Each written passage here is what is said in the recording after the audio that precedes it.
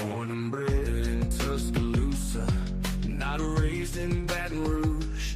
Didn't ride no wagon train to Norman or to Boone.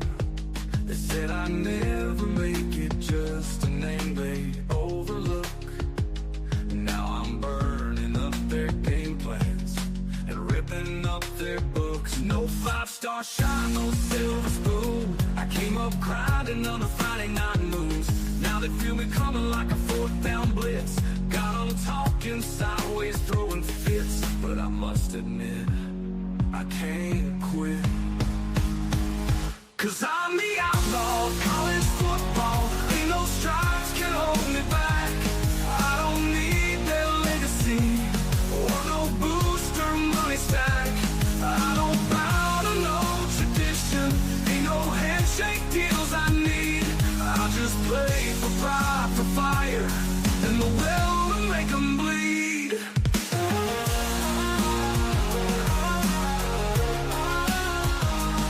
I ain't on your media darlings list. No Heisman hype, no clean-cut script. But every time that whistle blows, I leave my soul out on that road. They talk about dynasties and brands, but I built mine with my own hands. Ain't got no statue, no parade, just broken dreams and lines I've laid. I'm the outlaw of college football, the storm.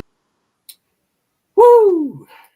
Damn, it was a great game by Kalen DeBoer in Alabama. Man, that was great, man. That was the best thing that you could ever do.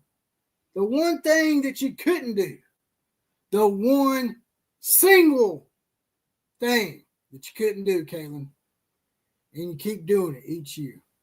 Last year, you did it against Oklahoma, okay? Got your ass blowed out by a 5-16, 24-3. This year, you shit the bed against Oklahoma again because your team can't hold on to the ball. You got butterfingers, whatever. In this game, same thing with Georgia. You give Georgia 28 points. The longest drive Georgia had for a scoring drive was 55 freaking yards, man.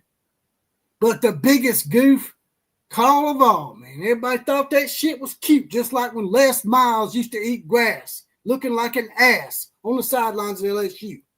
That shit was cute when he ate that grass until he started getting his ass handed to him. Right?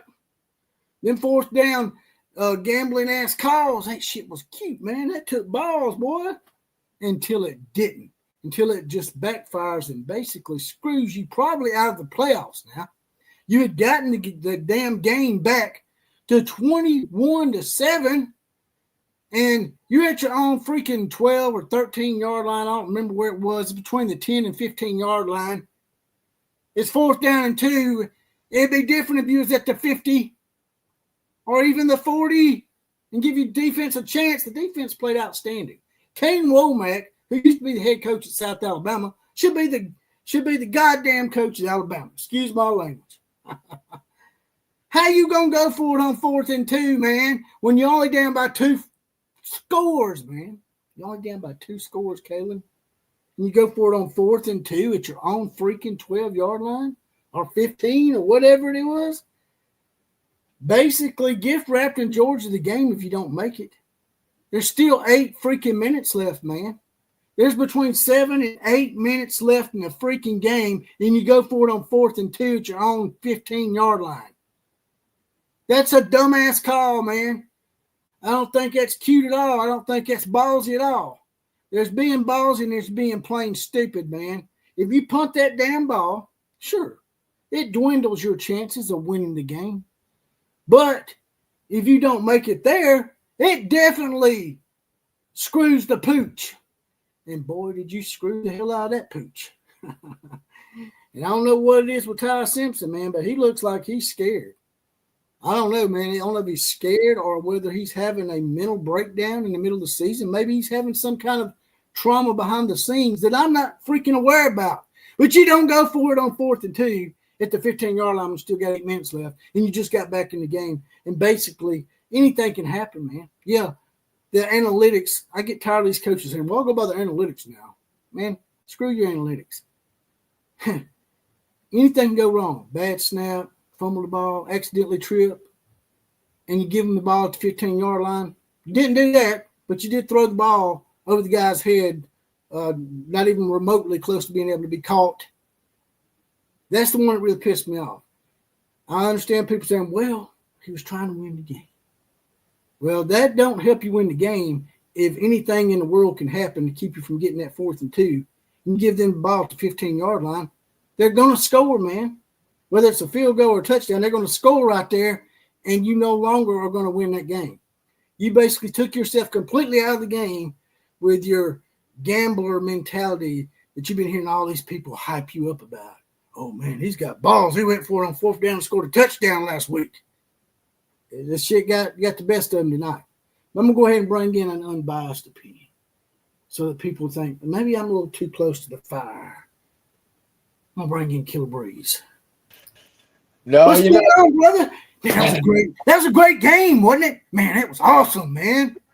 I feel for you, man. I feel for you today. I mean, man, not to jump right into the fire with you here, but man, the 4th down call, I mean, what in the hell is he doing, man? You're going from 4th down at the time. I think there was still around 6 minutes left. Was that right? It was more than that. It was about 7 to 8 minutes. Yeah, okay. So you punt the ball away. What if you get a pick 6? What if you get a scoop and score? What if you, I mean, well, what if you just don't get the 4th down and you give Georgia the ball at the 15? That too. You're just gift wrapping the game right there. It's right there and right then that you're saying this game is over right now. Yep. I agree. With I 8 totally minutes, agree. Yeah, sure. It's probably going to hurt your chances to win the game. But that really hurts your chances to win the game. Well, that ends your chances. You basically with 7 minutes left, you're essentially saying, all right, we're gonna determine the outcome. At least one side of it can be determined right here. Yeah. And let's just go ahead and give up those last 8 minutes. Those last 8 minutes don't matter. Nobody's ever scored 2 touchdowns in 8 minutes. Right? Yeah. That's what I'm saying. It was a 14-point lead. Again, you know, as long as you get the first score, you can at least onside kick. So even if there's under a minute left, you still got a chance, you know. That's another thing with Ty Simpson, like you said, man, and Jonathan was saying, says something ain't right, man. He just don't seem like the same player. And he ain't been injured or nothing. Something's afoot. And Robbie Edison alludes to something that happened during the game. I saw where Simpson slid behind the line of scrimmage rather than trying to make a play. He was out of the tackle box, and he could have just threw the ball away, but he just slides down. Yeah, that was a horrible decision. I'll tell you another thing he did. There was another 4th down that y'all had earlier in the game, and I think it was like 4th and 2, and it was up around the 40-yard line or so, somewhere around there, and he snapped the ball, and he had the running back running out of the flat, and it would have, I mean, listen, it's probably still would have been very close, but he should have hit that guy coming out of the flat. Instead, he decides to go all the way across the field to the sideline against Georgia's best corner. What is he doing? So the decision-making doesn't look as good, but also, dude, his accuracy, man, how many passes was he was something's wrong. Something's off on his passing. Our buddy Jonathan was telling me there's been some kind of friction going on with him and Ryan Grubb. Now, I don't know if that's true or not, but it's just like night and day, man. I mean, how's he go from beating full-ranked teams and looking spectacular to being this? I could understand if you had a hand injury like your guy, then you might have a reason for it. But there's no reason, man. Well, I mean, because that around the middle of the season, he looked like the best quarterback in the country. Yeah. You know, to be honest with you, he looked great. And something's been off, and I saw a couple of people making the comment that he looks like he's been getting a little bit shakier the last few weeks. You know, each week getting a little bit shakier and a little bit shakier. Yeah, he just looks lost. Yeah, I agree. I totally agree. Maybe he just got lucky in the early part of the season. I don't know. Maybe he's banged up and we don't know it. But, I mean, if that's the case, man, you got this guy on the bench named Kalen Russell that was ballyhooed as the next coming of Tua Tagovailoa or Bryce Young or whatever. And if you need a spark, man, I'm not saying that you have to bench Ty for the rest of the season, but if you're looking for a spark, just bring Kalen Russell in there. At that point, you have nothing to lose, because if you get blowed out at that point, the committee will say, well, they had the backup quarterback in. Yeah. You know? But be gift wrapped in that touchdown. Do you know that Georgia, all 28 points of Georgia's were less than 50-yard drives?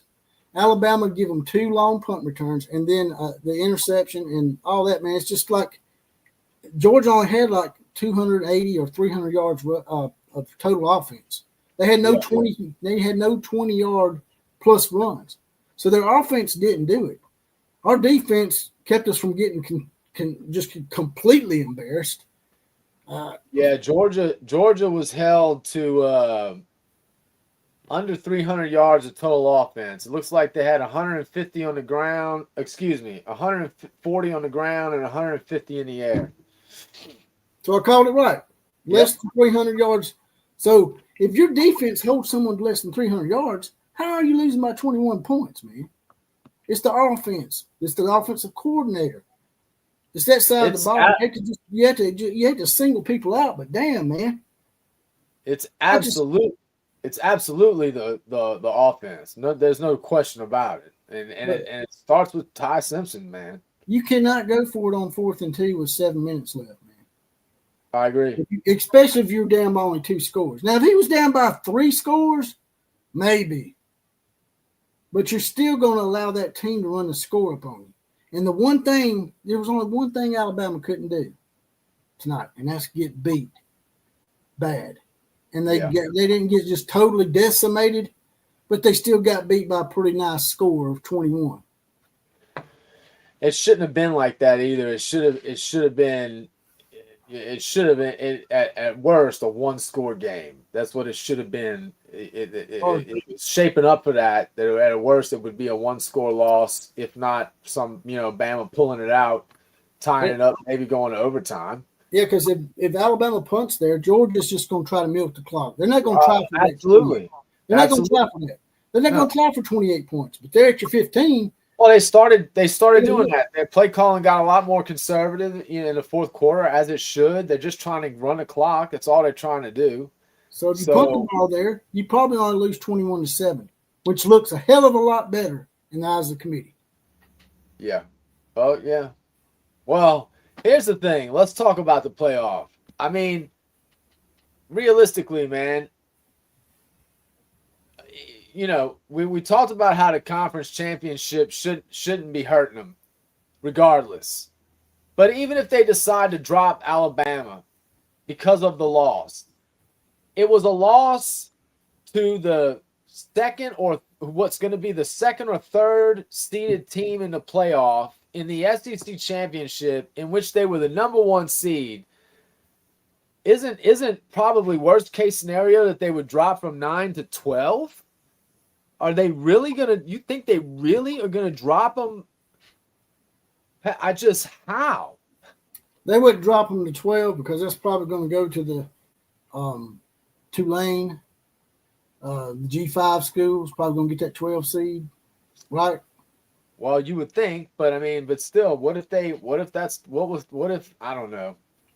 What's going to happen is this is what I think is going to happen. I mean, we might get in the playoffs. As a matter of fact, Mr. John here says that Alabama will make the playoff. But I'll be honest with y'all, man, I'm not too sure that Alabama deserves to be in the playoffs. If they can't keep the freaking game closer than 21 points, and Kalen DeBoer is going to pull spastic-ass calls out of his ass and go for it on 4th down and 2 at your own 15 when there's still plenty of time left.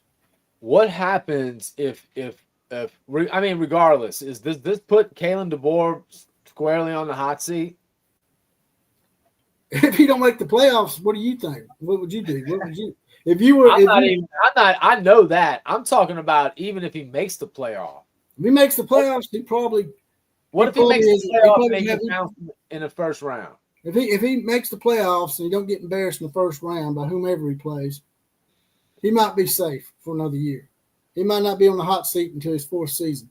But if he goes in the playoffs and say they make us go to Norman or College Station, whatever it's called down there, A&M's home field. Yeah, that's right, Kyle Field, College Station, whatever the name of that town is. You're right, College Station. If we go to Texas A&M or Ole Miss, if we go to one of these SEC schools and we get blowed out, because we're like the walking wounded anyway.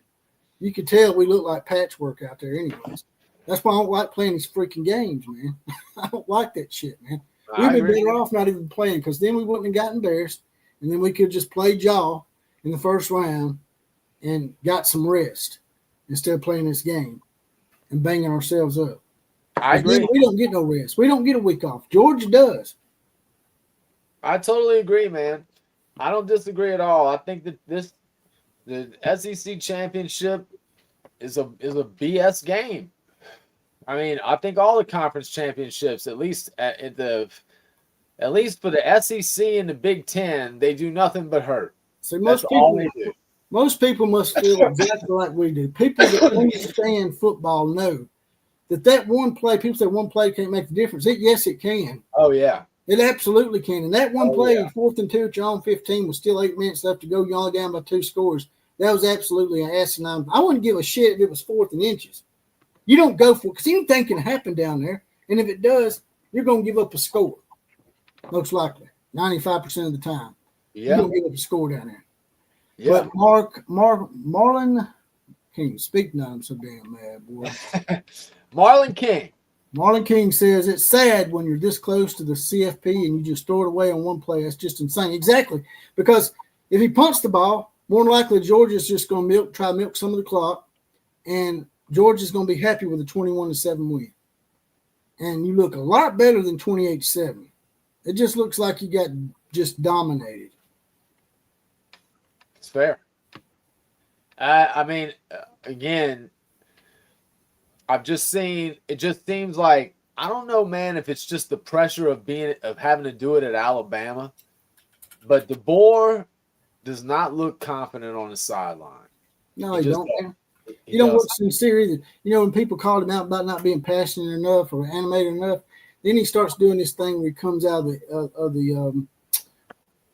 the tunnel and starts slapping the goalpost. But he didn't start doing that until people called him out. And it don't look genuine. It looks like it's forced to me. And it's just a gut feeling you get sometimes, man. And I know I'm sort of, animated right now. I'm probably still too close to the game. I don't usually get on right after the game because of shit like this. But he just I ain't saying this because he just lost, man. It's just something don't feel right with the boy. I agree. Something I totally agree. Don't feel completely right. He just seems like he is, like if he was playing on the field, it seems like he'd be seeing ghosts. You know what I mean? It just seems like he is not the confident guy who came from Washington, who had all the success everywhere he's ever been.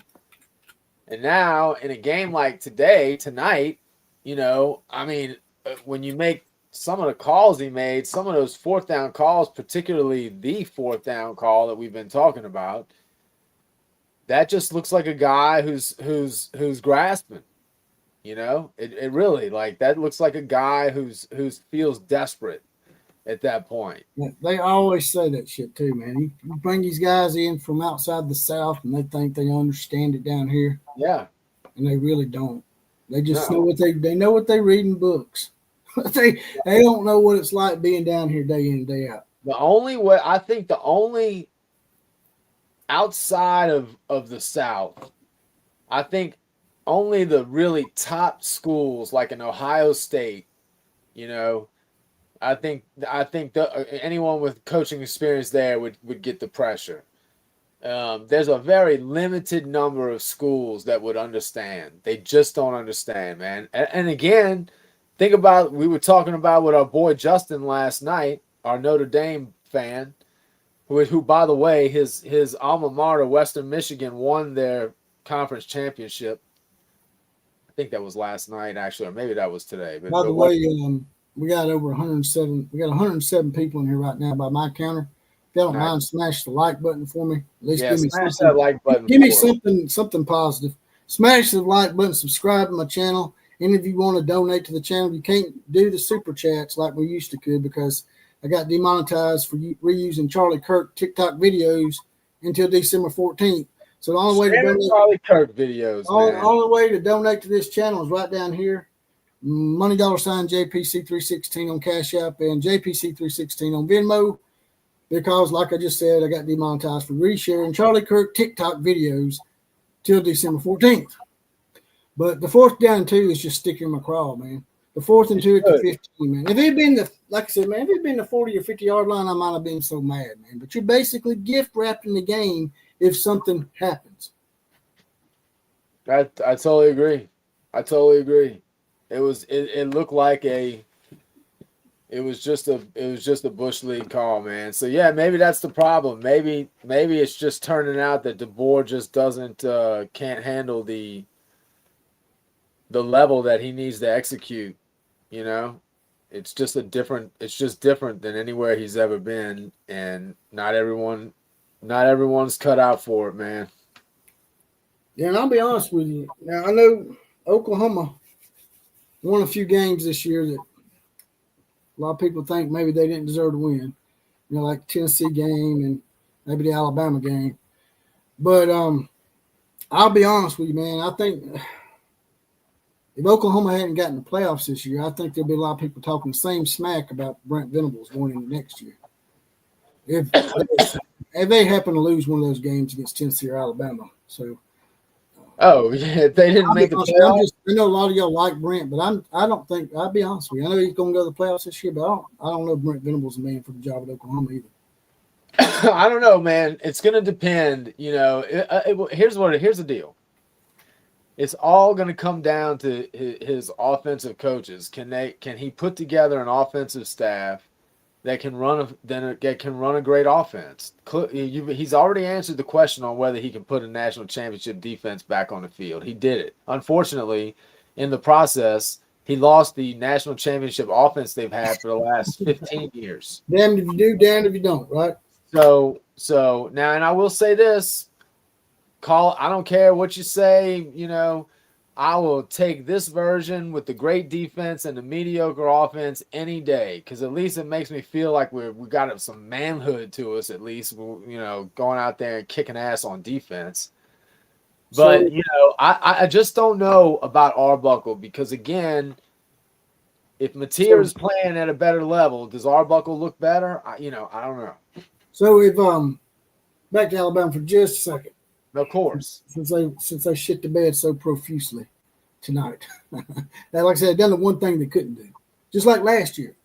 The one thing they couldn't do was get blowed out by a 5-6 Oklahoma team. And they did. And they got screwed out of the playoffs.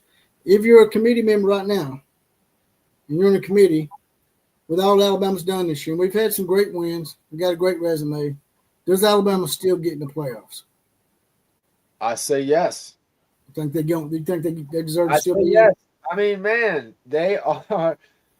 Again, the strength of schedule is supposed to matter. The competition is supposed to matter. You can hate how they look doing it and getting it done all you want, but their record, they were a 10-2 team, and in the SEC, and they have good wins. One of them, who is going to be over the number 2 or number 3 seeded team in this playoff. So, and they did beat Georgia one time in Athens. So that's my point. This you know what I was thinking too, Jesse? I mean, we were joking about it last night, but maybe the baller move would have been for DeBoer to say, you know what, I'm resting all my starters and just concede the game. Because now, if you lose 28-7, 35-7, because you got to imagine Kirby's going to end up doing the same thing after he gets a lead, right? So at that point, Bama has the excuse of saying, yeah, well, of course we lost. The game doesn't help anything. We should be in the playoffs, so we didn't play our starters. Yeah, that would have been. I mean, you talked about that. What do you think about that? They should have got together behind the scenes and said, "Hey, let's play our scout team against each other." But even if Georgia didn't do it, wouldn't that? I mean, again, wouldn't that would give them a reason losing the game? It gives them a reason why. I mean, I know it sounds crazy, man, but I mean, we're talking about we're dealing with some nonsense with the committee. So don't you kind of have to come at them with some of your own nonsense? So looks like people in the comment section are with you. They are with what you're saying. They said that they'd put Alabama in still. Ohio State did it. Ohio State rested players. Why can't Alabama? Why can't SEC teams do it for games that don't matter? 1989M says that he thinks Alabama's a lock too. The thing that everybody was pointing at, the one thing that Alabama couldn't do though, 1989M, was get beat by a lot or get blowed out. But 28-7 is sort of a middle ground to some people. It's not like an extremely big ass whipping. Now, if Alabama went out there and got just dog walked 49-0 or 42-0 or something like that, then yeah, we probably would get dropped out. But at this point right now, we're not going to get any rest. Our team's all banged up. I mean, if we go into the playoff game, will we get embarrassed again? That's my point. I don't even know if I want to be in the playoffs if we're going to go in there and get embarrassed. Well, I mean, I've told you, anything is possible. So you can never say never. But I will fully concede that I think Oklahoma's chances are, because their offense struggles the way that it does. And the funny thing is, I've gone back and looked at all the games. They actually move the ball. It's just they can never get in a rhythm because they just do dumbass things at the wrong time. But we're not really talking about Oklahoma. At the end of the day, there's your boy. I said, there's your boy. Burnt Toast says that was quite a 13th data point for Bama. Alabama is who we thought they were. See you next year. If your team is Texas, if you think Alabama's loss is going to put you in, you're sadly mistaken. Oh, Texas is not getting in, brother. No matter if Alabama could have lost 110-0, and Texas wouldn't get in today. Texas is out because Notre Dame and Miami are better than Texas. So Notre Dame, Miami's ahead of Texas. Y'all not jumping Notre Dame, Miami. No, you're just not. You're lucky they put you ahead of Vanderbilt. Yeah, they're not gonna. I can't imagine they're gonna jump both of those teams. I don't see it happening. I mean, it's just not gonna happen. They've got some good wins. There's no doubt about it. But unfortunately, they've got 3 losses. And I know nobody in the 40 acres wants to count the losses. That's kind of a Texas thing. But the losses do count.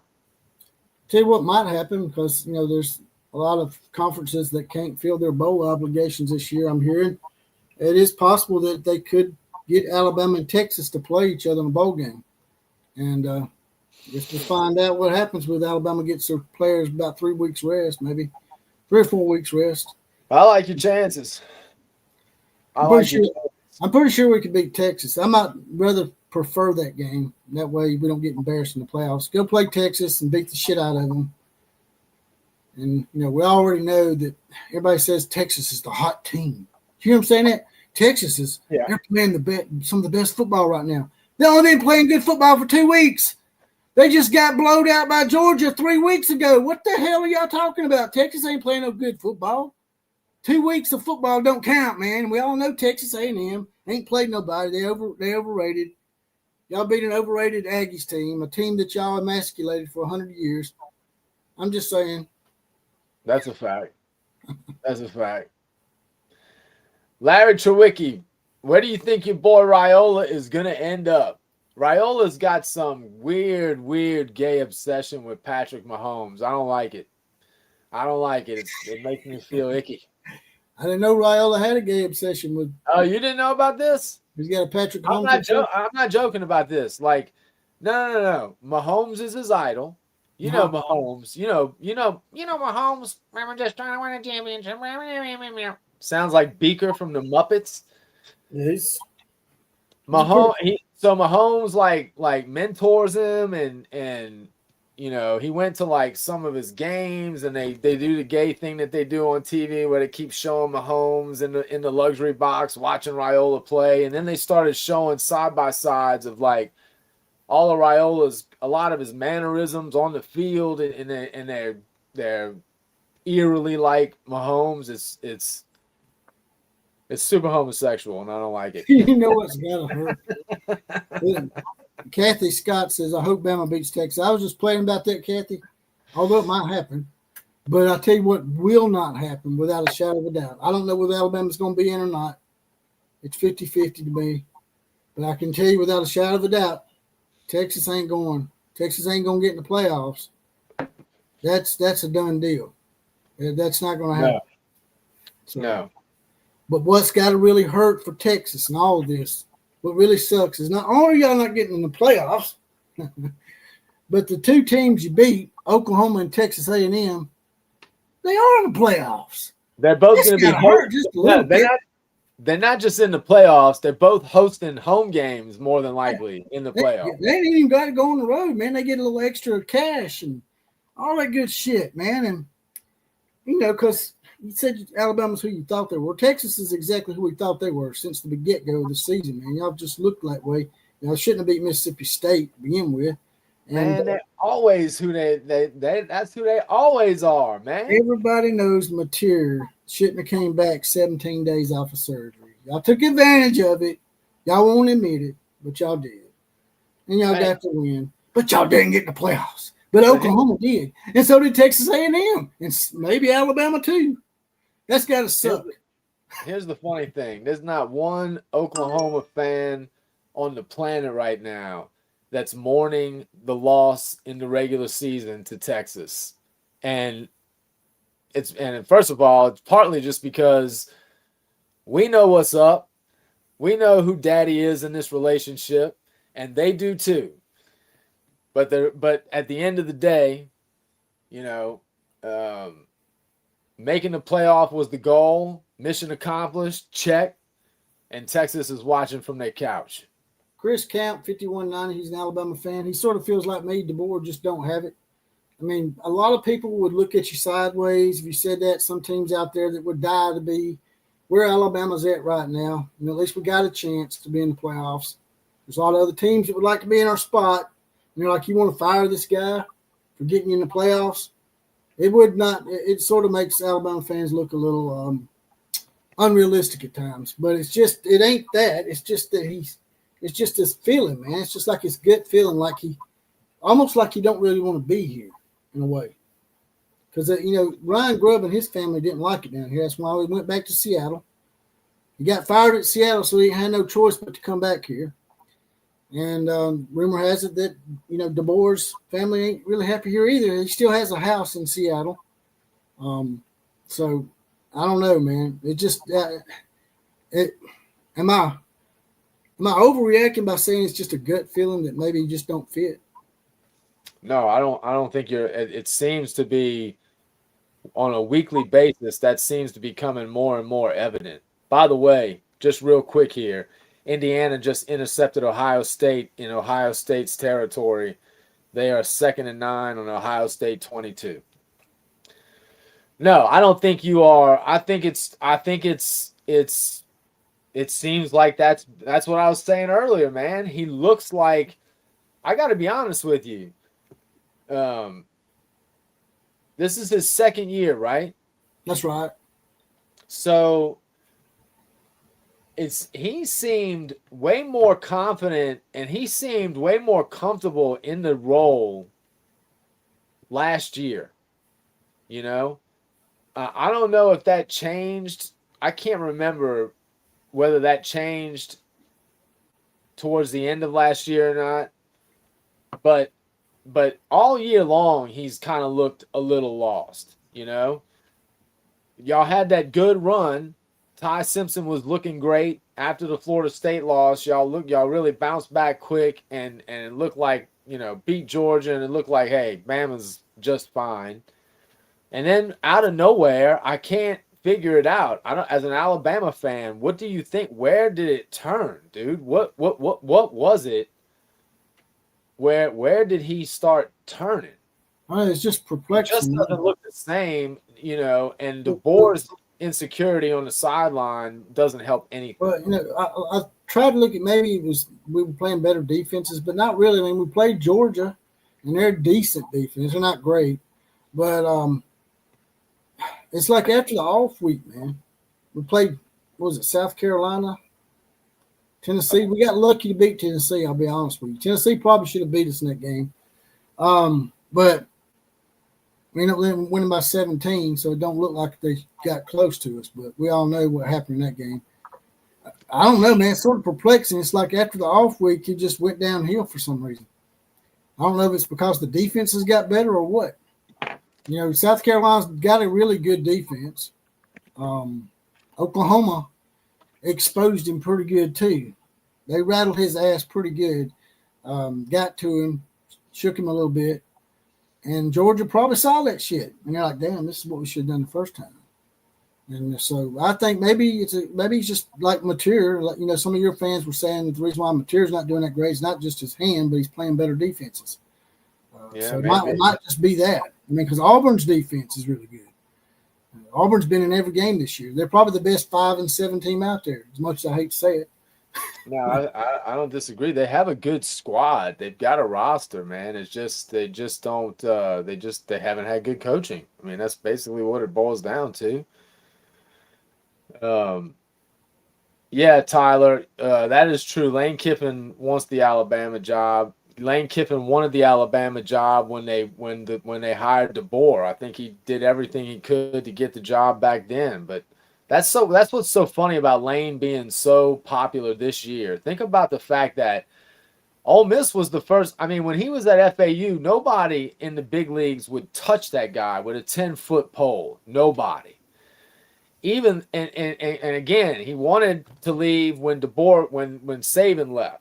And nobody would touch him then. The next year, he wanted to leave when the Florida job, when it looked like Napier was going to get fired, and specifically because still nobody else wanted to touch him. Strickland over in Florida was like, I'm not hiring this guy. So that's the reason why they held on to Napier a year longer than they should have, because they didn't want Lane that bad. And then in 1 year, like, that's the thing. That's the funny thing about Lane. What the hell did he do, other than have another, a good regular season this year? He didn't even make the SEC championship. He hasn't, now he's not going to win anything in the playoff with this team at least.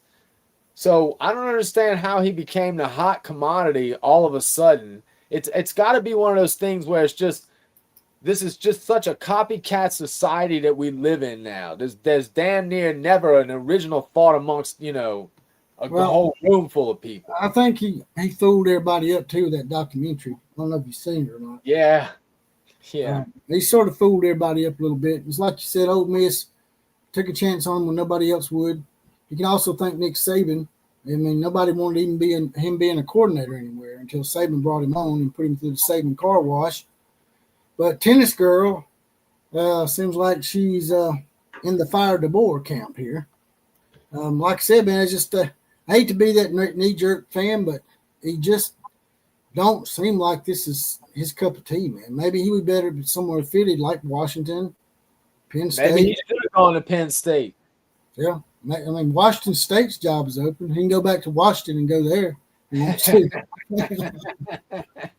Make Kane Womack the head coach. Look at that defense, man. Look at that defense. And Kane Womack was the head coach at South Alabama, and he had a real good record there. Took him to a bowl game, and he just came here to to up his resume as being on a major college level as a defense coordinator. Kane Womack is going to be a head coach somewhere one day. That is unbelievable, man. Duke is up 7-0. Duke is Duke. They're on TV more than Leave It to Beaver reruns. Here's another Only thing. Old school Jim Rome fans going to know what the hell I just said. Something that Denizen pointed out. Alabama played like smelly crap, that's for sure. The example is that drop in the end zone at the last. Yep. No, it wouldn't have won the game. It was an example of Alabama played. Yeah, that game, that play right there personified the whole thing. That goddamn ball hit him right in the freaking numbers, and he dropped it. That's been the story of the whole game, man. The drop passes and then the asinine coaching calls I just can't get. Let's go ahead and bring a guy in that y'all ain't seen in a while. It's Johnny John, the formerly known as the Neckbeard. Wow, Jonathan, it's the one and only. I don't know if you saw the One beginning. and only. I don't know if you saw the. Lewis. I don't know if you saw the beginning of this live stream, man, but I fucking No, I didn't. I lit a fire in here, hardcore, man, just about the 4th and 2. But you know, I brought Killer Breeze in here as an unbiased observer. He and a bunch of other people in here that aren't Alabama fans were actually surprisingly a lot of them were saying Alabama still belongs in the playoff. But what I just like to get your thoughts on the game, man, and what really pissed you off, and your thoughts going forward if Alabama deserves to be in.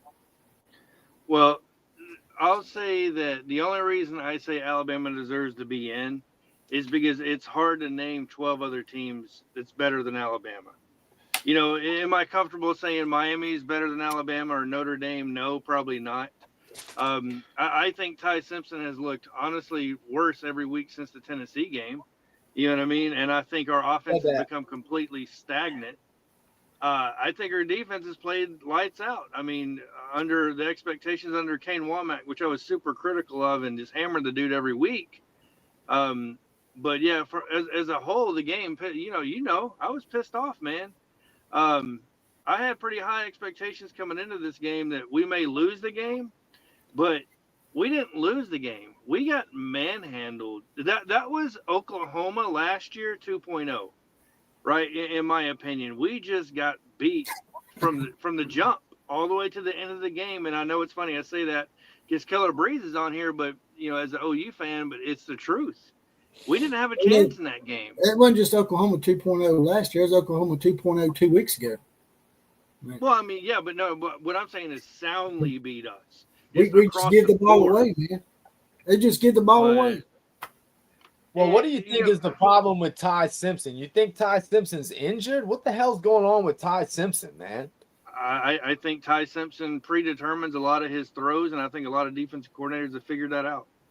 I think when you look at a lot of these throws he makes, he doesn't even go through his progressions like he did earlier in the season. So I think sometimes he kind of makes his mind up a little bit too early where he's going. And look, there was that interception he threw. He stared down the receiver the whole route. So, you know, it's like I don't understand it, but we're 2 years in a row now where the quarterback has progressively got worse after a Georgia game, realistically. In my opinion, Jalen Milroe looked outstanding, in my opinion, until about midway through the season. I'm not saying he's the best, but, you know, then he just progressively got worse. Ty Simpson's on the same trajectory. You know what I mean? Like me and Paul was talking, and it's like, are we about to play Michigan again? You know what I mean? And get beat by Michigan for the 3rd time in a row? Like, is this really a possibility that we're talking about now? Because as a Bama fan, entering the playoffs is great, but I feel like we have so much to catch up on and get better at. I don't know if we have a realistic chance of getting past the first or second game. It's horrible. It's disheartening as a Bama fan. It seemed like in the beginning of the game they weren't even being. I don't know, man. The offense wasn't even really being. It was like they were afraid. You know, yes. They were playing scared. Yes, they were. I agree, 100%. I'll be honest with you. I know Paul said it 100%. At the beginning of the game, I think at the end of the first quarter, you said that you're like they're playing scared, and I agree 100%. Well, I mean, I understand you got to run the ball and establish the run a little bit, but it's the way they're calling the running plays that I don't get it. Dude, that's the other thing too. I mean, Alabama football at its essence is strong lines, fucking 3 yards in a cloud, 4 yards in a cloud of dust, running the ball and hard defense. And tonight, I don't even think y'all had 50 yards rushing tonight. Not counting Ty Simpson's negative yardage from getting sacked. Oh, okay. Straight rushing. I think it was like 30, 40 yards of rushing. What in the hell? Now, again, Oklahoma, by the way, full same problem. You know, how in the hell are two programs like this struggling to run the football, dude? What in the F is going on? Man, if I had the answer to that, I would call Kalen DeBoer and make millions of dollars. I'll tell you that much right now. I mean, Because Well, ain't that what Ryan Grubb? Ain't that why Ryan Grubb got fired in Seattle? Yeah, and in essence, they couldn't run the ball in Seattle. So yeah, it kind of was. And I think people had this lofty expectation of he was going to come in and be Superman year one. And I think as college football fans, we tend to, and as an Oklahoma fan, Killer Breeze, I think you can appreciate this. I think sometimes as fans, we expect too much too quick. And people were jumping all over Brent Venables' head year one, year two, or whatever, or year two, I guess, saying, should he be on the hot seat and all this stuff, when in all reality, we're like, look, just be patient a little bit. Give the guy some time. I think the same thing's got to be said with Ryan Grubb and Kalen DeBoer. He's still playing with Saban players. Those guys did not sign up at the end of the day to come play for Kalen DeBoer. You know what I mean? So that's a lot to ask. Exactly. So, and I think, it is Kalen DeBoer's job now to bridge that gap and still be successful. But my God, like, to only have, like you said, what was it, 30, 40 yards of rushing? That is, I'm sorry, inexcusable. It was, I'll tell you exactly what it was. Hold on. Well, I don't expect Alabama's running offense to be like it was in the past, but I expect it to be at least complimentary. But it's got to be. Just to be complimentary, man. Just 100, 150 yards rushing. I was just about to say, Alabama should be running for 100 yards every game. I mean, with the exception here and there, that always happens. You end up with one game where you're like 89, 90 yards. But for the most part, they should be running at 100, between 100 and 150 minimum every game. Dude, tonight they had 21, 26. They had 26 yards rushing tonight. Wow. I can't think of the last time that's ever happened, to be honest with you. Ever. That's fucking crazy, man. It's probably happened this year a couple times. I don't know. That's crazy. I don't know about that low. Like that. And dude, the box score, the box score though, when you put in Ty Simpson's negative 28, they finished the game with -3 rushing yards. That's unbelievable. That's unbelievable to me. But that's a DeBoer problem, dude. That's unacceptable. You can't. I can't wait to hear what he says after the game. Well, DeBoer, Ryan Grubb, Mike Gillespie, our running back coach, Kaplovich, our offensive line coach. Those dudes have a lot of explaining to do. And we still got the playoffs to go, by the way, which is next week. We don't get rest. There's no rest for this. And that's if we make the playoffs, because we gave them every reason to keep us out of the playoffs at this point. Yeah. It was the only metric they could use against us, and we give it to them. We give it to them because of that 4th and 2. If we lost, like I was telling him, if we punted the ball, Georgia would probably went conservative at 21-7, up 21-7, and then she ended up punting the ball back to us or something, and we probably just lost 21-7. For some reason to me, maybe I'm just overreacting to the score, but 21-7 just looks a lot better to me than 28-7. Yeah, but the committee, but the committee watched us get drugged the whole game. Like, yes, if it ended up 21-7, though, it might not look as bad, But they might just look at it as because the media was just fawning over the Georgia defense the whole game. They might just look at it as more about Georgia's defense playing like they did 2 years ago, 3 years ago. And they did look.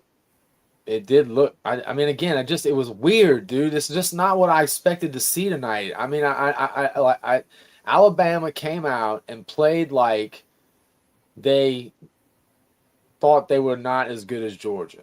That's what it looked like. They looked like they didn't want to be there. Like they thought they were already in the playoffs. And that was the thing that, that's another thing Bama always had going for them, is that they always had that swagger to where you just didn't want to have to line up against Alabama. Nobody did, regardless. And they need to get that back. And that, again, that's a DeBoer thing. Yeah. So y'all were in agreement for the most part that Alabama should actually still be in? I think so. I think so. And I'm not saying we're going to win it, but what I'm getting at is it's hard for me to say Miami's better than Alabama. It's hard for me to say Notre Dame's better. Those arguments are a lot different than saying they're the best team. You know what I mean? Their regular season resumes are not equivalent. Yeah, exactly. Alabama's, and again, these conference championships shouldn't significantly impact you like that. They just shouldn't. It's unfair. It's an extra game that you know most of the other teams don't have to play. Y'all don't mind, we got over 105. We got about 105 people in here right now. If you don't mind, smash the like button and subscribe to the channel if you haven't already. Getting closer to 110 right now. So yeah. By the way, Indiana up 3-0 with 1:41 to go in the first. I forgot that game's even playing. I want Indiana to win this game so bad. I hate Ohio State, man. Me too. I would love for Indiana to win that. If Indiana wins that game, I'm not going to say it's going to make up for Alabama losing, but it would be a bittersweet thing. Yeah, it would be. I don't like. I used to like Indiana, but when Kirk Cignetti opened his mouth about the SEC this past year, it sort of pissed me off a little bit. You know, with the whole cupcake thing, considering that we've been playing Power 4 teams in September for a long time, and they don't. His only point, their point is y'all play your cupcakes late. Why does that matter, man? Why does it matter when you play your cupcakes? It doesn't. Cupcake's a cupcake.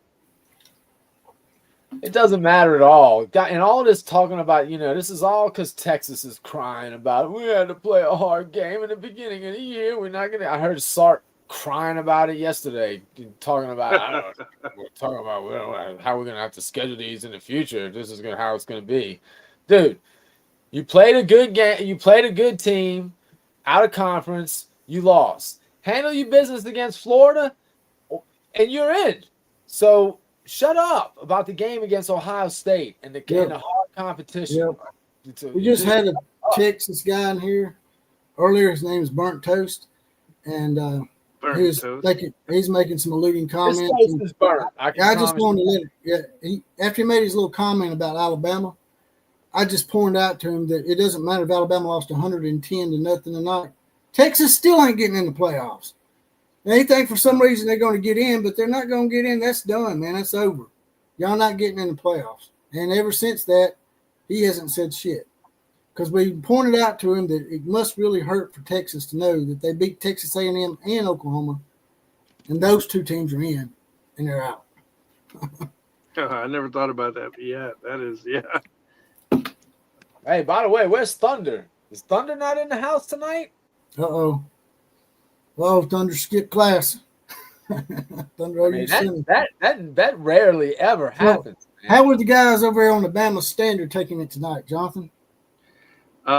Pretty pissed. I mean, it's kind of the same sentiment over as it is here, to be honest with you. It's, you know, it's pretty much a very common sentiment that ties regressed. Alabama deserves to be in the playoffs, but, you know, nobody thinks they're going to do much if they get in. And, you know, they can start their own little link and all that BS too if they want to, talking about letting all the naysayers know. Well, you know, it's the same thing. I'll be honest with you, it is over here. People are just tired of it, man. They're tired of the BS calls. I don't understand how our offense just looked so freaking pedestrian compared to in the middle of this. We beat 4 ranked teams in a row, and it looked like, yes, we won at Athens in Georgia. We had 8 straight first downs in a row, or 8 straight third down conversions, I believe, in a row.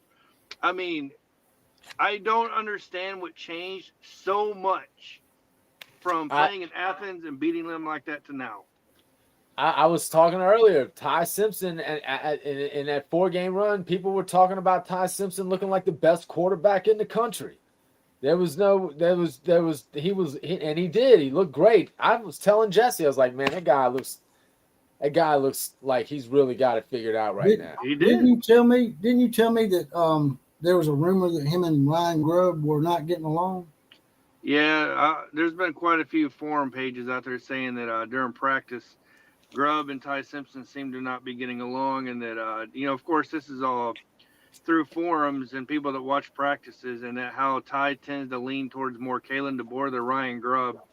So, you know what? I'll be honest with you. If you watch the sidelines, you don't see much of Ty Simpson going to Ryan Grubb when he comes off the field. You see him going more to DeBoer. So it is kind of odd. And maybe I could be wrong, and I'd have to go back and look at the film or the All-22 if they would show it on there. Probably not. But I don't know, man. I just think there's something going on. We tend to go towards things that work. For example, what did I say to you, Paul? I was like, man, Ryan Williams is getting it going now. He's catching the ball. He's getting some yards. And then he just disappears. We don't even look his way again. Like, bro, I don't understand it. The frustration is unbelievable at this point. If something's working, why not milk it? If it's working, why not milk it until they stop it? Right? Yep, that's usually the idea. We try to get too cute, man. I'm not going to lie to you, Killer. It seems like Alabama and OU almost mirrored their problems year after year after each other. What about that crazy ass play? What about that crazy ass play where they completed the ball to Bernard and then he threw it across the field to the running back? I like that. Was that on purpose, you think? Yeah, it was. It was because was it Horton? I can't remember who caught it. He actually, if you go back and watch it, he was standing behind. He was making sure he was behind him, so it could be a backwards pass, not a forward illegal throw. But no, that was definitely by design. It was one of those crazy plays. That was a desperation plays, but that was complete. Well, they executed it. They executed it pretty well, man. They did. They did a good job running the play. Usually, a lot of times, those crazy trick plays like that, they don't execute them when it comes down to it. So I got a question then. How is it possible that Jeremy Bernard can throw that ball completely across the field and be that accurate, but Ty Simpson cannot throw to the flat to a running back and get it? Dude, I don't know. I was telling Outlaw. They also had another fourth down earlier in the game. I think it was 4th and 2, and they were up around midfield and maybe just behind midfield. And they ran the play. The running back ran out to the left side on the flat. Oh, yeah. And he was open. He was wide open. There was no one on him. Had a corner up by the first down marker, so it would have been close. But he at least would have had the ball and had a chance. There would have been no contesting the pass. He would have had an easy catch. And instead, he went all the way across the field to the sideline against Georgia's best corner, and the pass wasn't even close. Predetermined throws. When he hiked that ball, when he pre-snapped it, or when he was reading it pre-snap, I believe Ty Simpson thought in his head, this is where I'm going no matter what, and that's what he did. There was poor decision-making, and it was poor just his accuracy. It seemed like his accuracy on a lot of throws was off by a fair amount. It wasn't like it was really close on a lot of those throws. Tennis Girl says, 2 bad losses, we are probably out. So she's one of the Alabama fans that think maybe we're out. Tennis Girl also says that he was the damn leader for the Heisman just a few weeks ago, speaking of Ty Simpson. Yeah, he was pretty high on the Heisman boards. Everybody thought he was going to win the Heisman. Hell, I did. The way he was playing. He looked like the damn Heisman, man. Heisman winner. He was playing great. And somehow it seemed like overnight he started playing worse, and it just got worse on a weekly basis to the point where tonight he just never looked like he was settled in tonight. From the no. Tonight was his low. Bottomed out. I would imagine. Yeah, and again, like, do you bench the guy? I was begging for that shit. I wanted to see I wanted to see another Tua Tagovailoa situation like they did with Jalen Hurts when Georgia was up on us 13-0 at halftime, and they brought out Tua in the second half. And then Georgia was up 14-0 at halftime, sort of similar scores. It was kind of the same. I'm like, what do you have to lose at that point, man? I mean, you're already down. I mean, and if you get beat, then the committee will say, well, they had the backup quarterback in. I probably do it. I think go ahead. Sorry. No. Go ahead, Jonathan. I was gonna say I would definitely put Austin Mack in, but I wouldn't Keelan Russell for one reason. You know, Tua had a lot of reps throughout the season, if you remember. You know what I mean? Leading into that Georgia game, Keelan hasn't had any almost, to be honest with you. But Austin Mack at least has game experience, and he can bring at least a little bit of energy. He brings a bigger arm and all that stuff. And the only reason I say not Keelan really is because you don't want to bring in your future, because Keelan is the future of Alabama football, and destroy this guy's confidence by putting him against Kirby Smart in game one with almost no time on the field. I mean, that could really screw this kid's confidence up. But Austin Mack, I mean, the dude has experience. He's probably going to transfer anyways, to be honest with you, you know, at the end of the day. So I would have definitely at least put Austin Mack in. Well, I don't think Austin Mack would have given us much of a threat as a running quarterback, was why I was wanting to bring Keelan Russell in, because of how Georgia was, you know, blitzing and all that good shit. Yeah. Yeah, man. But I mean, I totally understand what you're talking about, and you're probably right. But man, isn't Russell like a super high prospect? Isn't his athleticism off the charts? I mean, maybe he's the spark, you know? Maybe he's the spark of a little run. Yeah, no, and I understand it, but I'll be honest with you. You know, it just coincidentally, Killer, it's an OU thing. What's a guy that I was super high on as a quarterback? I was going to say the recruiting process. I was going to say it. I made like 5 Jackson Arnold videos saying this dude's the truth. He's the truth. He's the truth. And that dude scarred me when he wasn't. So well, listen, me too. I said the same thing. I mean, and I feel terrible for the kid, man. I don't think we ruined his career. He's never been the same. I mean, he's benched at Auburn too. It's just like he's you know, he's going to end up playing in North Texas before it's all over with. And let me ask you something real quick, Jonathan, about this whole streaming stuff. Right now it says my counters, it says 106 people, but the people in the chat and Kill Breeze, what they're seeing is a lot less because they're on YouTube, I guess. And for some reason, I don't guess it's showing the actual amount of people that's watching it from Facebook and X. If you put your mouse over the number, and it will tell you how many is watching from YouTube and how many is watching from X. Yeah. If you hover your it says 54 people. Yeah. Is watching from X. Yep. Because I got 52 right now on YouTube. Yeah, it's 54 from X and 52 from YouTube and 0 there from you go. Facebook. That's how you can tell. 0 from Facebook. You're on TikTok, man. No more Facebook. I ain't put Facebook nowhere no more. I'm glad you showed me that. We need 54 from X and 52 from YouTube and 0 from Facebook. There you go. X is crucial. X is it. Where it's at. Did they let you? Did they let you use TikTok as an option? No. I don't think so. So does Ty Simpson get benched if they make the playoff? What if he comes? I mean, I'm sure he's going to start if they make the playoff. I'd be shocked if they benched him right off the bat and didn't start him. But if he starts the game and he plays shaky, do we just bench his ass?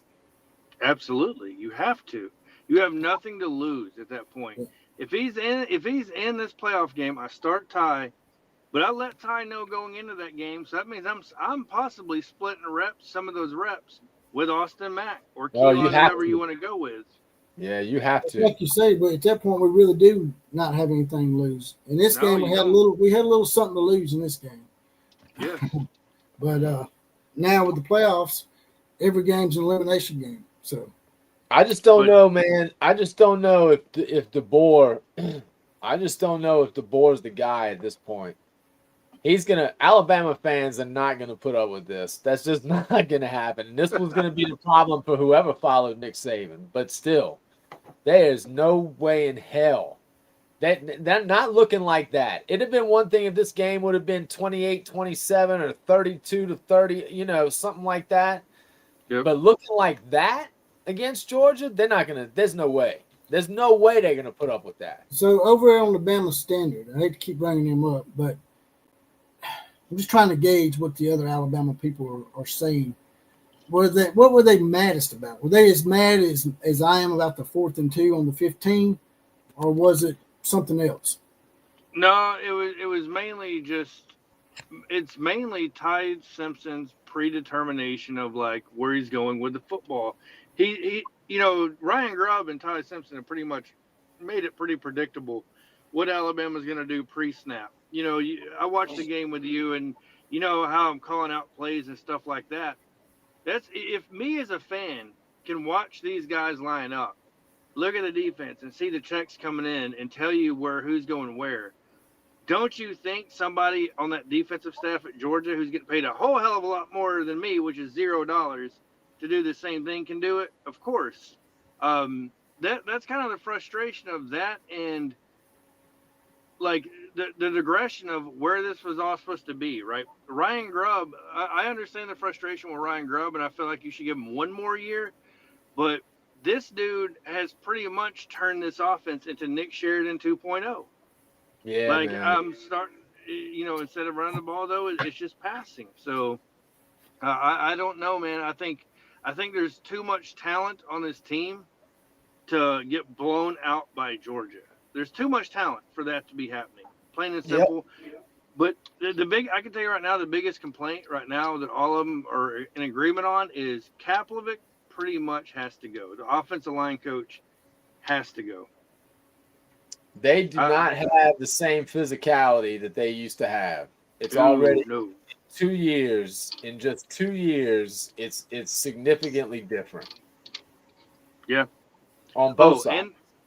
And they were all mad at what you were saying, Killer Breeze, earlier, at the fact that why are you throwing the ball 15 yards across the field on a 4th and 2 when you had a wide open running back in the flat? Yeah, man. You got to take that. You got to take the easy throw. I mean, look, a lot of these quarterbacks, I swear to God, the RPO is just, I hate it so much, man. But a lot of these guys don't take the easy throw. Don't take the easy throw a lot of the time, and it's a mistake. Yep. I mean, it's a mistake. You got to get the ball in those guys' hands if you can throw and make an uncontested throw, especially when there was light coverage in the area. Like I said, he makes one good move and breaks the guy's ankles, he's gone. It's touchdown, dude. I don't think there was another. I mean, they might have had protection on a high safety, that could have come over, but he had a shitload of green grass in front of him. I mean, a lot. Yep. No, and only one white jersey. I think another thing I said over there that I think you guys can agree upon if you pay attention enough is, and Paul, you said this is, I don't think we realized and understood how important Cuevas was to this offense. Oh, yeah. He was the stick route guy that got you the 6-7 guaranteed yards and was not going to drop the ball, and he was leaping over people and running over people. So losing him was very big. Yeah, that tight end that dropped the ball to Cuevas, that would have been an automatic first down. I think that was a 4th down where he heard footsteps. I mean, that's what happened. He sucked his arms in early because he didn't want to get hit. Tennis Girl says he's likely not going to suddenly start playing well again. And if that's the case, if people really believe that, why should he be able to start? If he's not going to start playing well again. I mean, I won't disagree with that, but I think the sample size is what you have to look at. And if Austin Mack just doesn't look better in practice, you have to go with who's performing. Production matters, right? Yeah. And we all want to think the second string. And once again, I hate to keep bringing up OU and Jackson Arnold, but that's fine. How much were they clamoring for Jackson Arnold? You know what I mean? Like, screw Dylan Gabriel. He leaves the Oregon. Jackson Arnold's our guy. And Alabama fans, my God, I remember when Blake Barnett showed up. I'm pretty sure you remember this. You know, Blake Barnett shows up against USC. He's supposed to be the almighty, and then it ends up being Jalen Hurts. You know, we see this year in and year out. So. Yeah. No, you're 100% right, dude. They couldn't get Dylan Gabriel out of Norman fast enough for Jackson Arnold. That's all we heard all year long. Yeah. I mean, threatening to leave or something. He didn't even have one bad game. After one bad half, the OU fans were already on Twitter going, "Get his ass out of here! Start Michael Hawkins! Start Michael Hawkins!" And then Mike Hawkins got in there, started off damn near first play under center in Auburn. He runs for like a 50-yard touchdown. Then looks like hot garbage for the rest of the time for the most part. And then it's calling for Jackson Arnold again. Yep. You guys are ridiculous. But that's every fan base. Rutten Strutt, 1977. I guess he's an Oklahoma fan. He said we had the same issue with Jeff Levy before he left. Me and my friends called him Captain Jet Sweep. He's too predictable. What do you got to say about that, Killer? Well, he's right. Jeff Levy, I'll say this.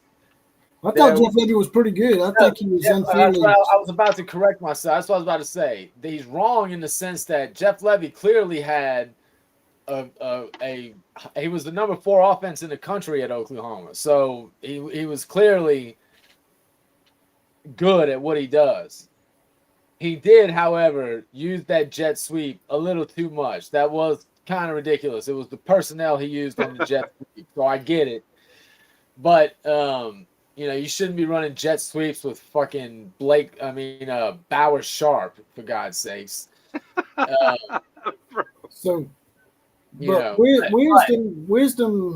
Wisdom Wins says Levy was terrible. How can someone be? Levy wasn't terrible. How can someone be terrible if they're the 4th ranked offense in the nation? We had the 4th. I'm not understanding that. Yeah, that's going a little far. And I will say this: Levy's play calling has gotten even better because I've watched some of his Mississippi State games, and man, he's they're fun to watch on offense. They can't do shit on defense, but they're fun to watch on offense. All right. So before I get up, go ahead, Jonathan. I was just going to say I've always kind of liked Levy, to be honest with you. I think Levy's biggest weakness at Oklahoma was the fact you guys had about 17 injured starting wide receivers, and your offensive line had you guys were like us this year. The rotation was out of control, and you couldn't keep nobody healthy, and he was kind of crippled from that aspect. But I'll be honest with you, I thought Levy was a pretty good damn play caller, except maybe in some of those crunch time situations that I witnessed. But as a whole, top 5 in the nation, I don't think I'd complain about that. He man, you no one can ever be perfect, right? So did he do everything right? No. There was certainly some things that were frustrating, and I think again, man, Oklahoma fans, they're spoiled in so many ways. Like, this is the problem. It's just like and we were so good on offense for so long that the minute somebody's not, performing to that level, and his offense was not quite as prolific as some of the Riley offenses, and some of the offenses under Stoops when you go back to like the Sam Bradford, Landry Jones days. But by the way, Duke is what it is. Mr. John said Duke is leading Virginia 14-7. Yes. Oh my Lord. Worst case scenario. Case scenario. Here we go. Duke is leading 14-7. They have the ball, by the way, with 6:14 to go in the second quarter. Are we going to see 2 G5 schools in the playoffs? Oh, excuse me. Duke just scored to go up 14-7. I'm sorry. We're going to see 2 G5 schools? Or do you think they'll take Duke and jump him over with James Madison? Dude. I'm sorry. 2 G5 schools, I'm done watching. I won't watch the playoffs. That's garbage, dude. Man. It's garbage. That is, man. But your choice is James Madison or Duke. Duke's got 5 losses. Duke. Yeah. I guess. I know if I could put Duke in, man. They lost to UConn. You think Duke's not better than James Madison? No. they're a middle of the road ACC team, man. I don't think that. I think that James Madison might be able to beat Duke. Man, Be close. Two G5 schools, dude. I'll be honest with you. Unpopular opinion. I don't think you should have one in. Sorry. I totally agree. I've said this a couple of times. They need to get rid of all automatic qualifiers. Rank them, use the BCS rankings, send the top 12, top 14, 16, whatever the draw is. That's what you send, and that's it. Period. Yep. I don't care if you got, if you have a draw of 16 and you got 8 SEC teams, then so be it. Well, I think the G5 school can get in. They're just going to have to beat some Power 4 teams like Boise State did that year when they got the top 5. By the way, I'm totally fine with that. If James Madison is ranked in the top 12 by the end of the year, send them. That's fine with me. I don't have a problem with a G5 in the tournament. I have a problem with a G5 automatically in the tournament. That's right. That's the problem. Exactly. That's like it's sort of like a DEI hire, right? It's a participation trophy. Is all it is. It's thank you for attending. Here's your trophy. That's exactly what it is. It's like that terrible play-in game in the NCAA basketball tournament. And they like Alcorn State versus Christian Brothers University or some shit. Christian Brothers University. Sherman Williams part-time employees versus Duke. Yeah, I thought of that shit today when you was giving me UTSA's wins over all them Christian schools I never heard of. Gosh. It's like Jimmy Swaggart, A&M. I'd never heard some of them. I didn't know, what is it, UNIE or whatever was a team? Yeah. It was SUIE, which is Southern Illinois University at Edwardsville. Yeah. Like, what is that? That's like playing Shelton State down here. It's like they can't make up their mind what they are. It's like, damn, man, pick a name. Yeah. Play my alma mater. Play the University of Phoenix. That's right. Online school. Well, before I get out of here, I'm going to get y'all's prediction right now. Is Alabama in or is Alabama out? Alabama is in. Alabama in. I think Alabama is going to be in. I think Miami is going to jump Notre Dame. That'd be smart. Well, that's going to be pissing people off there now. I think it's coming. I think BYU is going to drop. I just don't know where Bama's going to be. I think, unfortunately, I do think the committee's going to drop him at least one spot.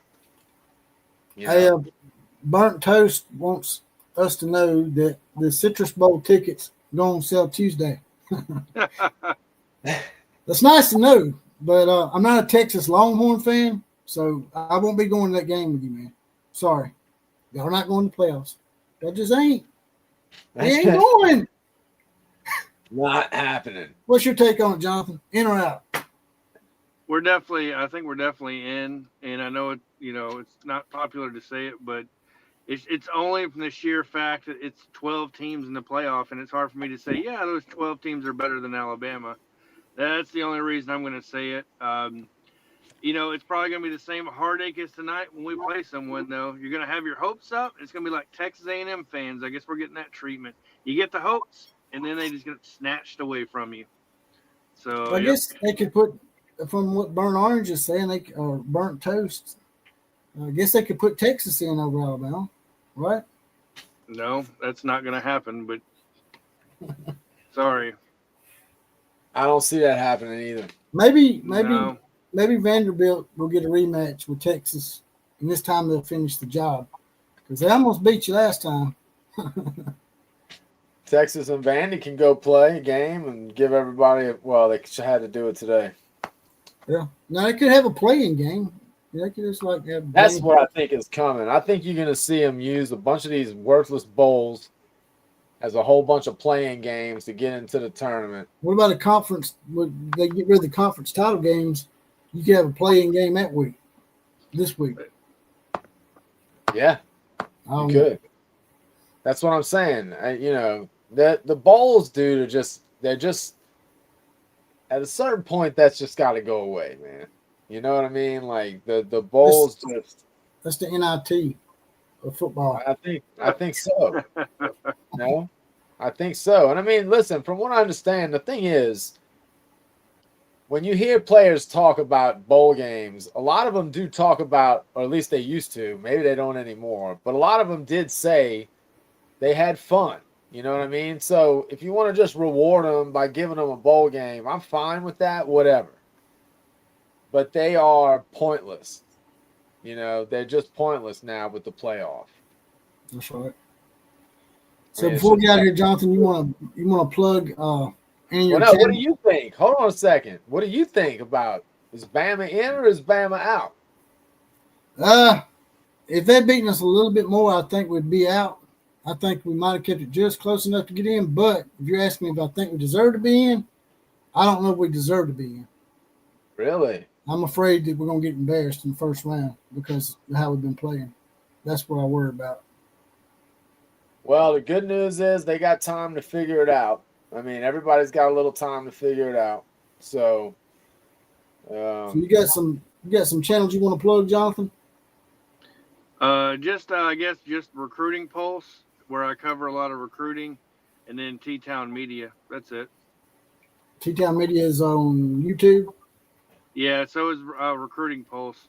But yeah, Recruiting Pulse is what I'm going to be concentrating on mainly, just recruiting as a whole. So traveling around the state, traveling around Georgia, Florida, all those places. Giving the shine to overlooked players and stuff like that. Actually, Killer, one of them just committed to OU, Krista Moore. The guy I watched all year and got to interview and stuff like that and built a profile on, actually. So that was kind of cool to see that come to fruition. Yeah, Jonathan said might be able to get him on here and interview him. Yeah, I can definitely bring him on. I'll tell you what, I don't know if you've seen, I'm sure you've seen, but Oklahoma's already got a pretty good jump on a pretty good 2027 class. Yeah, they do. They got a couple of 5 stars already, and they're the number 1 ranked class right now, at least.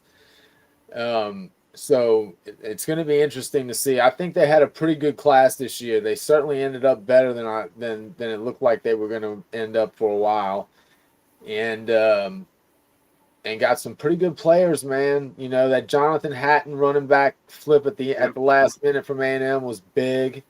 Bo Bentley, obviously, and they got some good receivers, man. They got some good receivers, so I'm excited. They got a couple of tight ends.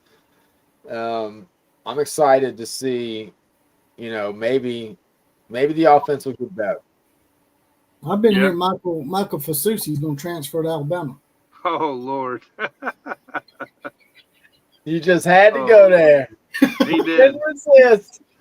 He couldn't resist. At least one. Nah, he's staying at home. Maybe. Who knows? You never know these players, man. That is true. Jonathan told me, tell him that story about that player at BYU. Oh, yeah. So, in case nobody was paying attention, in the middle of the game, a BYU player entered the transfer portal. What? Yes, true statement. You got to be with me.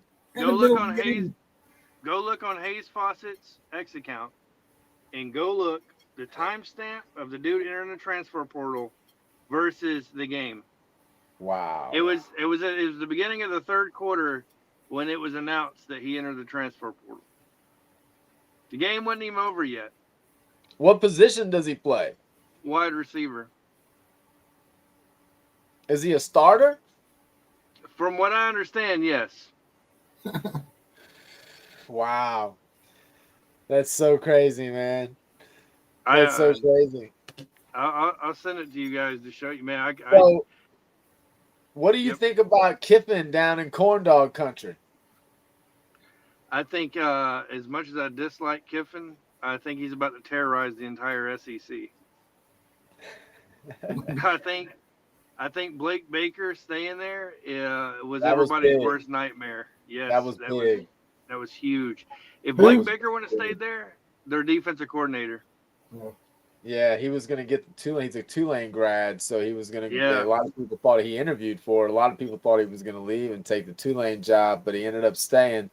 Yeah, they could be scary, but here's the thing: you almost pray for him to have real quick success, because I promise you this, dude, he's out of there after he wins his first national championship. He will not be there long. That's a Bro. fact. No chance. I keep saying I don't understand. Also, one of my good friends is an Ole Miss fan on the Bama Standard, Daniel Petty, right? Furious that Lane Kiffin left. I said, what did you expect Lane Kiffin to do? He's only done it everywhere he's been. Right. The dude doesn't just wake up one day and go, now all of a sudden I'm going to be a loyal guy to a program. Lane Kiffin's always looking for the next best thing. Yep. I don't know if he'll stay at LSU long enough to win a natty, because I'm telling you right now, LSU is not Ole Miss. If he goes 9-3 as a regular, he's going to be fired just like Brian Kelly was. Oh, 100. That's what I'm saying. It's all happy right now. They're in love. They're on their honeymoon. They're effing every night and every morning. But I promise you this: the minute it gets where you just talked about, the minute he's not national championship in the hunt for the national championship year in and year out, they'll sour on all his little funny cutesy stuff. That won't fly in Baton Rouge for long. Nope. I can promise you that. No, it won't. Same thing. Jesse always brings it up. You know, I used to make fun of Les Miles chewing that damn grass from the jump. Yes. All my LSU buddies would say, "Oh, dude, you're just giving a hard time." Well, as soon as he started losing, like I predicted, also, all of a sudden chewing that grass. What the hell is he doing? Why is he chewing the grass? That's what I said in the lead up, man. In the lead up in this live stream, that was one of my points. You know, that shit's cute when you're winning, but when you start losing, it all of a sudden becomes weird and stupid. Just like Kalen DeBoer, everybody thought that shit was cute, him going for it on fourth down all the time until he does the shit at the 15-yard line. Yeah, that. But was I will say this though: if I'm Lane Kiffin, and they offered him actually more to stay there. By the way, I don't know if you guys know that. Yeah. Than what LSU actually gave him. Yep. Why? There's no way I'm leaving Oxford, Mississippi, knowing that I could win 9 games and get away with it, versus going to Baton Rouge where you're going to be picked apart by every booster and every alumnus. And I'll be straight up honest with you. I don't know what Lane Kiffin has done to warrant what he got, but it's just it's one of those things. He won in championships. He won in championships, and Killer Breeze will like this because he's a real big fan of the Louisiana governor. Actually hates him. But the Louisiana governor was basically bitching and whining and complaining about the big buyouts these coaches have. And Lane Kiffin's got a huge buyout. Yeah. Dude, he's got a sweetheart deal. He gets an 80%. He's got an 80% buyout. It looks like a big old bowl of hypocrisy just went all over the governor of Louisiana. It is a big bowl of hypocrisy, man. It's a massive bowl. You know what it reeks of? It's funny. It reeks of Lincoln Riley leaving Oklahoma. You had the sweetheart set up, and you decided to leave it. But I will say this, everybody is assuming, because your answer to what do you think about Kiffin at LSU, your answer was very similar to what most people are saying, including myself. You got to like his chances, right? At a minimum. Yeah. But let's remember the guy you just brought up, that bitch out west. Everybody was so sure when he went to USC that it was a foregone conclusion. He's going to put a fence around California with all the resources and sexiness of LA. This is a match made in heaven. And what has he done? He's done nothing. He finally got him a number 1 class. He does have he did end up with the number 1 class. We'll see if he keeps it together. Very, very deceiving number 1 class, because he has a number 1 class based on the amount of recruits that have committed. There's a big difference between getting the number 1 average class and the number 1 total points class. Big difference that people get mixed up. Yeah, he does have it's a huge class. 35 commits versus the average, which is around 24. People used to ask me all the time why I grilled him so much. I'm like, well, he does it to himself. He opens his mouth and says shit. You know, just like you said he was all going the to put time. that fence around California he was talking about. He's the one that said he was going to do that shit. He's the one that said it. And you know, he's the one that said that Oklahoma people were stalking him and shit when they weren't. Was no proof of that, and there's no cause the police department that said that. He just says stupid shit, man, and just it's like Lane Kiffin. He says stupid shit that gets him in trouble, man. He does. And he'll probably do it again. Hopefully, I don't know, man. I like LSU people, so I hope it works out for them. And you know what? That's probably the guy out of all the people happy as hell in the Baton Rouge and the state of Louisiana over Lane Kiffin. None of them were happier than Tebow out in Los Angeles, so that now they got a guy that everybody hates more than him. He's the one who's the happiest mother effer on the planet right now. But he's like, oh, thank God. Everybody's talking about Lane and how Lane left. Now nobody's going to talk about the way I slithered out of here in the middle of the night. You know, everybody was roasting his ass, man, and it was worse on Lane Kiffin, I think, than it was Lincoln Riley. You just had random people like Bill Cowher, the former Pittsburgh coach. He come out and just grilled the shit out of him about it. I haven't seen the clip yet, but I saw the title where it said Bill Cowher trashes Lane Kiffin. So, he unloaded on him. He unloaded on him. Yeah, as well he should have. I can't believe you saying that, man. You're an LSU guy. What do you mean? You went to LSU, man. You're supposed to be taking up for Lane.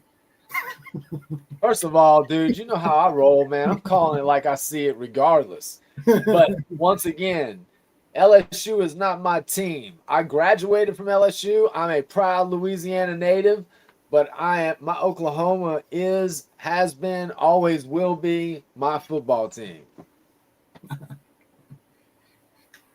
All right, guys, I guess I'm going to get out of here. I'm going to go do some Uber real quick, try to make some money. All right, man. It's good seeing you, Jonathan. You too, Y'all take it easy, man. All right, brother. Take care. I'll see you in about 5 minutes, bitch. Just so y'all know, Jonathan's directly downstairs. He's downstairs. He actually come over for the game today. That was Killer Breeze. And that was Jonathan Lewis from T-Town Media. Y'all check his channel out. Subscribe to his channel. He also has the Recruiting Pulse. I don't know if they're one and the same, but regardless, check that out as well. If you like recruiting news, Jonathan is pretty good about the recruiting stuff. He's also on TikTok as well under T-Town Media, as I am as well. I'm actually doing TikTok stuff these days too, if y'all like TikTok. And as I said before, we cannot get super chats. People can't donate to my program through YouTube anymore until December 14th because my channel got demonetized for resharing Charlie Kirk TikTok videos in my short section. So to donate to this channel, you have to hit me up under the two avenues right here. Money $ JPC316 on Cash App and JPC316 on Venmo. KMCA to all the other teams, class is now dismissed.